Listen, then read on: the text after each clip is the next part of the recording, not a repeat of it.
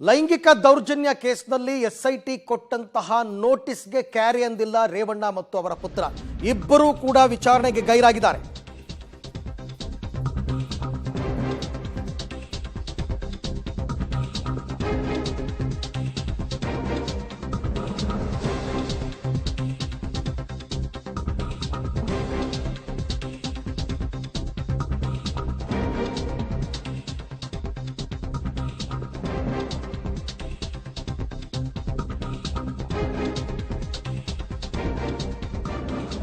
ಲೈಂಗಿಕ ದೌರ್ಜನ್ಯ ಕೇಸ್ನಲ್ಲಿ ಅಪ್ಪ ಮಗ ವಿಚಾರಣೆಗೆ ಗೈರಾಗಿದ್ದಾರೆ.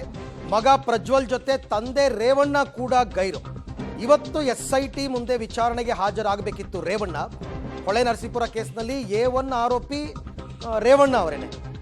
ಒಂದು ಕಡೆ ಇವತ್ತು ರೇವಣ್ಣ ಊರಲ್ಲೇ ಇದ್ದರೂ ಕೂಡ ಹಾಜರಾಗಿಲ್ಲ. ಇನ್ನು ಮೇ 15ರ ಬಳಿಕ ವಿಚಾರಣೆಗೆ ಪ್ರಜ್ವಲ್ ರೇವಣ್ಣ ಬರ್ತಾರೆ. ರೇವಣ್ಣ ಕೂಡ ತಡವಾಗಿ ವಿಚಾರಣೆಯನ್ನು ಎದುರಿಸುವಂತಹ ಸಾಧ್ಯತೆ ಇದೆ. ಎಸ್ಐಟಿ ಅಧಿಕಾರಿಗಳನ್ನು ಭೇಟಿಯಾಗಿದ್ದಾರೆ ರೇವಣ್ಣ ಪರ ವಕೀಲರು. ಬಟ್ ವಕೀಲರು ಹೋಗಿ ಮಾತನಾಡೋದ್ರಿಂದ ಏನೂ ಪ್ರಯೋಜನ ಇಲ್ಲ ನನ್ನ ಪ್ರಕಾರ. ಎಸ್ಐಟಿ ಅವರು ಮತ್ತೊಂದು ನೋಟಿಸನ್ನು ಈಗ ನೆನ್ನೆ ಹಾಕಿದ್ರು, ಇನ್ನೊಂದು 2 ದಿನ ಬಿಟ್ಟು ಮತ್ತೆ ನೋಟಿಸ್ ಅಂಟಿಸ್ತಾರೆ. ಇವರೇನಾದರೂ ಜೆನ್ಯೂನ್ ರೀಸನ್ಗಳನ್ನ ಕೊಟ್ಟರೆ ಮಾತ್ರ 1-2 ದಿನ ಟೈಮ್ ಕೊಡ್ಬೋದು, ತುಂಬ ಕೊಡೋಕ್ಕಾಗಲ್ಲ. ಈಗಾಗಲೇ ಗೃಹ ಸಚಿವರು ಈ ಬಗ್ಗೆ ಸ್ಪಷ್ಟನೆ ಕೊಟ್ಟಿದ್ದಾರೆ. ಇಂಥ ಕೇಸ್ಗಳಲ್ಲಿ ನಾವು ತುಂಬ ಟೈಮ್ ಕೊಡೋಕ್ಕಾಗಲ್ಲ. ಈಗ ಪ್ರಜ್ವಲ್ ರೇವಣ್ಣ ಬರೋದೇ ಮೇ 15ರ ರಾತ್ರಿ 16ರ ರಾತ್ರಿ ಅಂತಂದರೆ ಇನ್ನೂ 13 ದಿನ ಇದೆ. ಅಲ್ಲಿ ತನಕ ಟೈಮ್ ಕೊಡ್ತಾರಾ?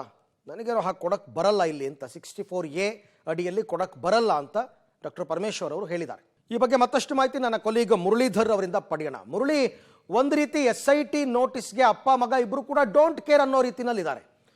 ವಕೀಲರನ್ನ ಕಳಿಸ್ತಾರೆ, ರೇವಣ್ಣ ಅವರು ಊರಲ್ಲೇ ಇದ್ರೂ ಕೂಡ ವಿಚಾರಣೆಗೆ ಬರಲ್ಲ. ಮತ್ತೊಂದು ಕಡೆ ಪ್ರಜ್ವಲ್ ಊರಲ್ಲೇ ಇಲ್ಲ.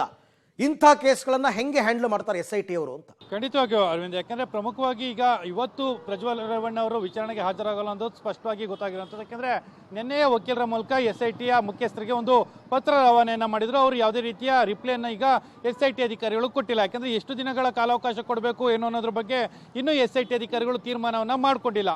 ಆದ್ರೆ ಇವತ್ತು ರೇವಣ್ಣ ಅವರು ಅಂದ್ರೆ ಪ್ರಜ್ವಲ್ ರೇವಣ್ಣ ಅವರ ತಂದೆ ರೇವಣ್ಣ ಅವರು ಕೂಡ ವಿಚಾರಣೆಗೆ ಹಾಜರಾಗಬೇಕಾಯಿತು. ಆದ್ರೆ ಈಗ 11 ಗಂಟೆ ಒಳಗಡೆ ಇವರು ವಿಚಾರಣೆಗೆ ಹಾಜರಾಗ್ತಾರೆ ಅಂತೇಳಿ ಅಂದ್ಕೊಂಡಿದ್ವಿ. ಆದ್ರೆ 12 ಗಂಟೆ ಆದ್ರೂ ಕೂಡ ಅವರು ವಿಚಾರಣೆಗೆ ಹಾಜರಾಗ್ತಾ ಇಲ್ಲ.